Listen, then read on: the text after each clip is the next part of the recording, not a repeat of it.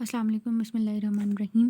Different पॉइज़न्स हम पढ़ते हैं, उनका हम डिफरेंट मैनेजमेंट पढ़ते हैं, पर एक जनरल मैनेजमेंट होती है जो कि सब पॉइज़न्स के लिए होती है, कोई भी केस हो पॉइज़निंग का, ठीक है? उसमें सबसे पहले जनरल मैनेजमेंट की लिखनी है ब्रीफ सी, और उसके बाद फिर उसकी स्पेसिफिक मैनेजमेंट या ट्रीटमेंट लिखना है। अब इसमें सबसे पहले है कि घर के अंदर कोई भी पॉइज़निंग का केस हुआ है तो सबसे पहले तो कॉन्टैक्ट रिमूव कर देना है, जो सोर्स ऑफ पॉइज़न है उसका पर्सन के साथ कॉन्टैक्ट रिमूव कर देना है।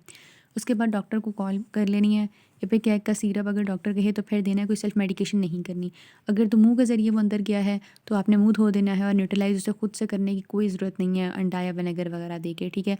और वॉमिट भी खुद से इंड्यूस करने की ज़रूरत नहीं है। अगर आँखों के अंदर गया है तो 15 मिनट के लिए आँखें मेक श्योर करने की वो खुली रहें, और टैप वाटर से इरिगेशन करनी है। इन्हेलेशन हुआ तो फ्रेश एयर देनी है, वेंटिलेशन एयर वे क्लियर रखने हैं।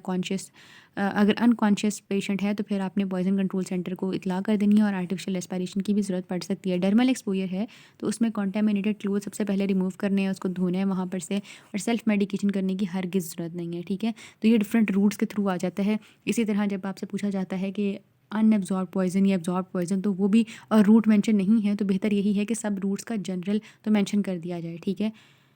उसके बाद इसमें आई वाज़ टॉकिंग अबाउट कि जनरल पॉइज़निंग के अंदर पूछा जाता है ना कि हाउ टू रिमूव अनएब्ज़ॉर्ब्ड पॉइज़न या हाउ टू रिमूव एब्ज़ॉर्ब्ड पॉइज़न, तो उसमें मैं बात कर रही हूँ, ठीक है? उसमें यूजुअली जो आंसर अटेम्प्ट किया जाता है उसमें जस्ट जीआई के अकॉर्डिंग आंसर अटेम्प्ट किया जाता है कि इंजेक्शन हुई है पॉइज़न की, ठीक है? So that was what I was mentioning.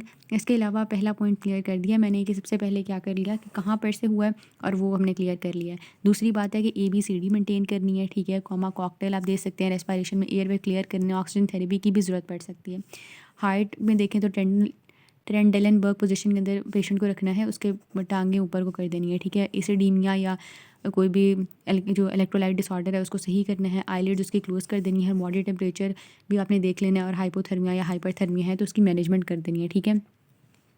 अभी एक पेशेंट है जो कि बेड रिटर्न है, तो उसको चाहिए नर्सिंग केयर। नर्सिंग केयर का मतलब ये होता है कि जो प्रोलॉन्ग बेड रिडन पेशेंट्स होते हैं उनको एक स्पेसिफिक केयर की ज़रूरत होती है उनको मेंटेन करने के लिए। तो अगर तो कोमाटोज़ हैं और वो अपनी साइड नहीं खुद बदल सकते तो साइड बदलनी होती है, ठीक है? आपने एयर वे मेंटेन रखना होता है, ब्रोंकियल टॉयलेट ये कराना होता है कि ब्रोंकियल सिक्रीशंस मुंह के अंदर आ रही होती हैं तो वहाँ पर सक्शन प्रोवाइड करनी होती है। और फिजियो अगर आप हॉस्पिटल्स वगैरह में ऑब्जर्व किया हो तो this is happening very normally. Physiotherapy provide करनी होती है, एंटीबायोटिक्स के प्रोफाइलेक्टिक पे लगाना होता है, प्रोफाइलेक्टिक एंटीबायोटिक्स देनी होती है ताकि कोई इन्फेक्शन ना हो, ठीक है?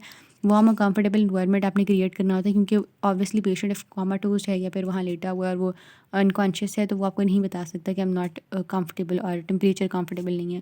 वाइटर्स मॉनिटर करने होते हैं और आईलेट क्लोज करनी होती हैं, और आपने रीअश्योरेंस देनी होती है रिलेटिव्स को, और सुसाइडल केस की प्रॉपर काउंसलिंग करनी होती है।